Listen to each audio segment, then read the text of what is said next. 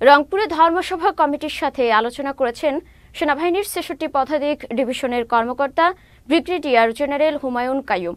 রোববার দুপুরে রংপুর ধর্মসভা প্রাঙ্গণে শারদীয় দুর্গাপূজা শান্তিপূর্ণভাবে পালনে সেনাবাহিনী মাঠে রয়েছে বলে জানান ৬৬ পদাতিক ডিভিশনের কর্মকর্তা ব্রিগেডিয়ার জেনারেল হুমায়ুন কাইয়ুম। পূজা চলাকালীন গুজব রটনাকারীদের বিরুদ্ধে ব্যবস্থা গ্রহণে আইন শৃঙ্খলা রক্ষাকারী বাহিনীকে অবগত করার আহ্বান জানান তিনি। আলোচনা সভায় উপস্থিত ছিলেন মেজর নাহিদ বিন হাবিব, ধর্মসভা পরিচালনা কমিটির সভাপতি ভাবতোষ সরকার ও সাধারণ সম্পাদক পার্থ বোস সহ অন্যান্যরা।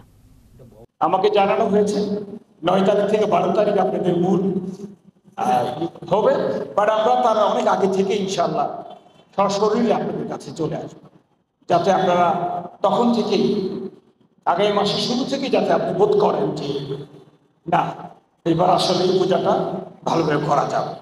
সবাইকে আসতে বলবেন, আপনারা প্রমাণ করে ছাড়বেন যে অন্যান্য বারের চেয়ে যেন এইবার বেশি অংশগ্রহণকারী হয়।